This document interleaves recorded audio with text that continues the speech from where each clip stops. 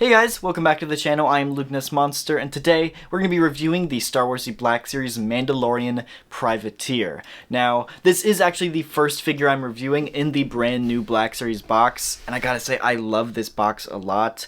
Very reminiscent of the old Red Box figures. I do love the mural here on the side.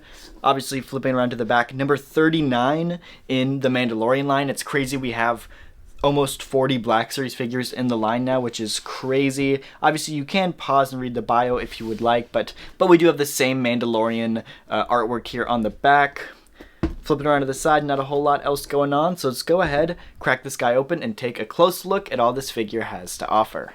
I will say, getting him out of the box here, I think he looks absolutely incredible. This is one of the best color schemes that we've gotten for one of those background Mandalorians, in my personal opinion. I love the light and then a little bit slightly darker shade of blue with this guy, especially with that gray undersuit and those brown accents. I think it looks great overall. And then, of course, you do have the little bits of silver, gray, and white here and there. I think it really rounds this figure together, and I think this figure turned out looking incredible. He is on pretty much that basic Mandalorian body we've seen for a few years now, so he's looking great, and he does have great articulation. So let's go ahead, get him off the spinny stand, and take a close look at everything this figure has to offer. Looking at the figure here out of the box and off the spinny stand, he's looking really dang good. Like I said, I do really love the contrast between the blue armor and the gray undersuit. It looks really dang good. His blaster does fit into his holster here really nicely, so if you don't want to have him actually have the blaster out, nice weapon storage on the figure, and I always do like that. Of course, here on the back we do have the jetpack, and the jetpack is looking good. I believe this is a brand new jetpack mold, so comparing it here to one of the other Mandalorian figures we have, as you can see, it is slightly different mold, so definitely quite interesting there. But, of course, this jetpack does have the removable missile here. If you do want to remove it, it is a little hard to get out, but it is removable. And, of course, the jetpack here also does have the little peg holes to fit the rocket boosters into. So, if we go ahead and peg these in, I believe these are from the Boba Fett figure.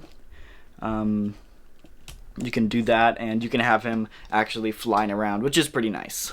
One thing I did notice here is that he does not have a head underneath. This is the Mandalorian Death Watch mold helmet there, and so no removable helmet, but honestly I think that's the best move. I think this helmet keeps great proportions with the figure, and it doesn't warp, and it doesn't bend or break or anything, so I do like the non-removable helmet on a lot of these Mandalorian figures, if I am being honest.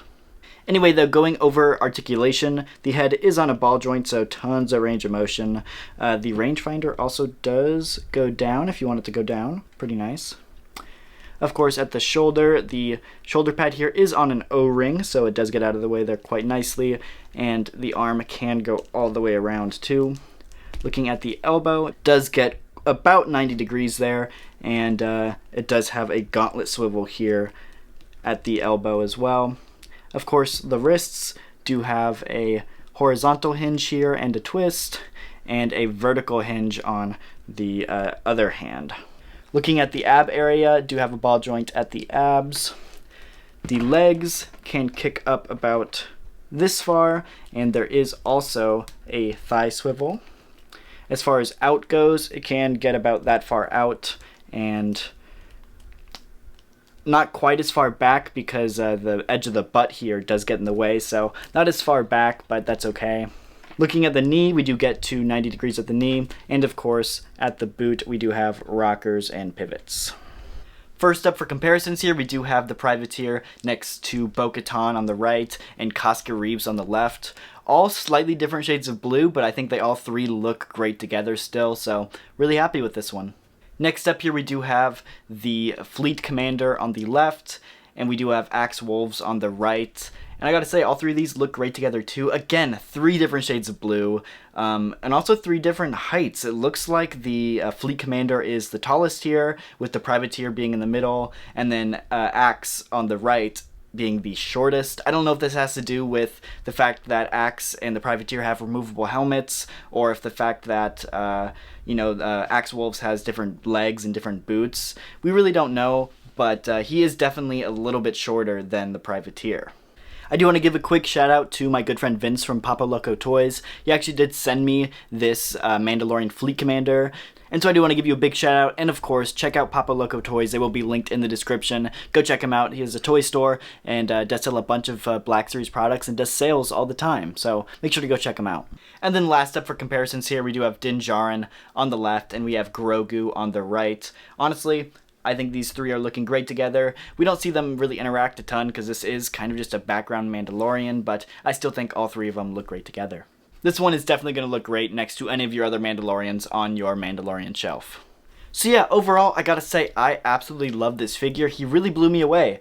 I wasn't expecting to like this kind of just random background Mandalorian as much as I actually do. I think the color scheme is great. I love the silver and white accents with that like dark gray undersuit and all the blue armor. I think they complement each other super well, and overall, I just really love this design. I think it looks great. And of course, all the modern articulation that Hasbro's been putting into these figures really make these figures incredible. So overall, I have no complaints on this guy, and I easily give this guy a 5 out of 5. So if you are interested, make sure to go check him out. He is a Target exclusive, but I do really like this figure, and I highly suggest him. That is going to do it though, so leave a comment what you guys think of this figure down in the comments below, and I'll see you guys in the next one. Thank you so much for watching.